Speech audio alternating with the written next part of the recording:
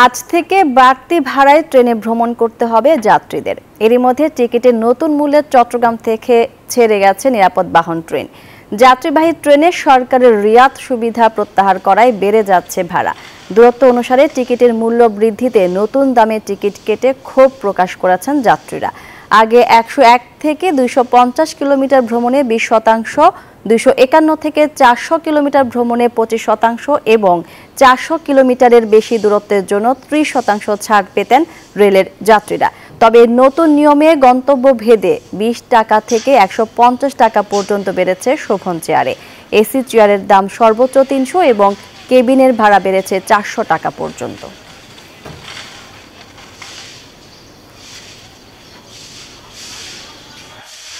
জয়, রেলের ভাড়া বাড়ানোর বিষয়টিকে কিভাবে দেখছেন যাত্রীরা? ধন্যবাদ মনি আপনাকে। চট্টগ্রামে সকাল থেকে যে ট্রেনগুলো ছেড়ে গেছে সেই ট্রেনগুলো বাড়তি ভাড়ায় ছেড়ে গেছে বলে আমাদেরকে জানিয়েছেন। যেহেতু আজকে থেকে নতুন ভাড়া যোগ হয়েছে, তো বাড়তি ভাড়া বলতে যে শোভন চেয়ারের ক্ষেত্রে 20 টাকা থেকে 150 টাকা এমনকি 200 টাকা পর্যন্ত তারা বাড়িয়েছে বলে আমাদেরকে জানিয়েছেন।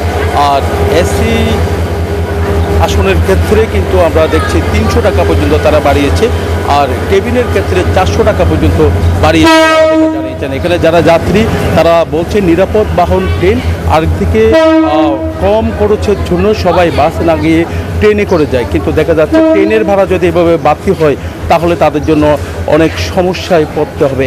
এখন ট্রেনের ভাড়া বাড়ছে, কয়েকদিন পরে আবার বাসের ভাড়াও বাড়তে পারে, সে দুশ্চিন্তায় তারা আছে। তারা এখানে যারা যাত্রীরা আছেন তারা বলছেন অন্তত সরকারি যেহেতু বাহন ট্রেন, এই ট্রেনের যে টিকিটের ভাড়াটা কিছুটা হলেও কমানো দরকার বলে তারা মনে করছেন। আমি একটু কথা বলতে চাচ্ছি আপনার সাথে, আপনার সাথে।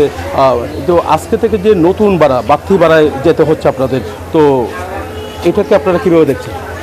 এখন যেহেতু বাড়তি ভাড়া নিচ্ছে সরকার নিচ্ছে, বা আমরাও তো ভুক্তভোগী, আমরা তো যেতে হবে, গন্তব্যস্থলে তো আমরা যেতে হবে। বাড়তি ভাড়া হইলেও তো আমরা না যাই, কোনো উপায় নেই। হ্যাঁ, এই অবস্থা আর কি। কী মনে করেন আসলে বাড়তি ভাড়ায় ট্রেনে করে যেতে হচ্ছে, তো আজকে থেকে কী মনে করেন? আমি বুঝতে পারিনি। না, আমরা জানতে চাচ্ছি আজকে থেকে বাড়তি ভাড়া, তাই না ট্রেনে? তো আমি তো কাউন্টার টিকিটই পাইনি এখন পর্যন্ত। তো এখানে আরও কয়েকজনের সাথে একটু কথা বলি। এখানে যারা আছেন তাদের সাথে একটু কথা বলতে চাচ্ছি, যে আপনার সাথে কথা বলতে চাচ্ছি।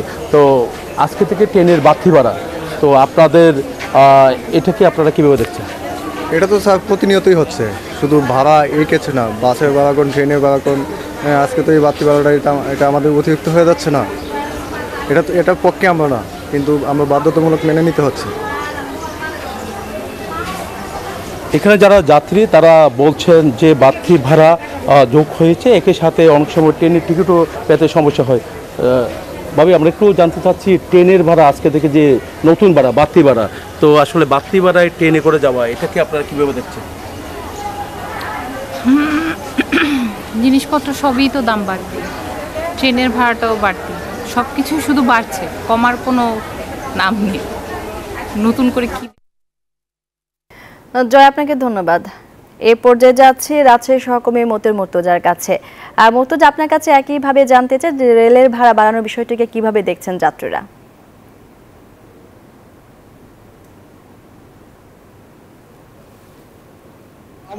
রেলওয়ের ভাড়া বৃদ্ধির বিষয়টি কিন্তু যাত্রীরা তারা মিশ্র প্রতিক্রিয়া জানিয়েছেন। যাত্রীরা বলছেন যে ট্রেনে যেহেতু দীর্ঘদিন একটি ভাড়া ছিল, তারা সেটা অভ্যস্ত ছিলেন, এবং এই দ্রব্যমূল্যের ঊর্ধ্বগতির বাজারে আবার হঠাৎ করে রেলের ভাড়া বৃদ্ধি তাদের প্রতি চাপ তৈরি করবে। তারা চান যে ভাড়া আরেকটু কমানো হোক, এবং আরো অধিকাংশ যাত্রীরা বলছেন যে রেলওয়ের যে উন্নতি এবং রেলওয়ে যে লাভের বিষয়টিকে কেন্দ্র করে ভাড়া বৃদ্ধি করা হয়েছে, সেটির জন্য শুধু রেলের ভাড়া বৃদ্ধি নয়, রেলওয়েকে দুর্নীতিমুক্ত এবং তাদের যে অসাধু উপায় অবলম্বন করেন তারা, সেই বিষয়টি নজরে নিয়ে যেন সেই বিষয়টি বন্ধ করা হয় সেখানেও গুরুত্ব দিতে হবে। এবং ঢাকা রাজশাহী রুটে যে আমরা বলি যে শোভন চেয়ারের ভাড়া 340 টাকা ছিল, সেটি এখন 405 টাকা হয়েছে, এবং চাপাই ঢাকা রুটে 425 টাকার ভাড়া 512 টাকা হয়েছে, এবং রাজশাহী খুলনা 310 টাকা যে শোভন চেয়ারের ভাড়া ছিল সেটি এখন সেই ভাড়াটিও বৃদ্ধি পেয়েছে। ফলে যাত্রীরা বাড়তি চাপ নিচ্ছেন ভাড়া বৃদ্ধি নিয়ে। এই ছিল রাজশাহী থেকে সর্বশেষ। মাহমুদ আমনি ফিরে যাচ্ছে আপনার কাছে।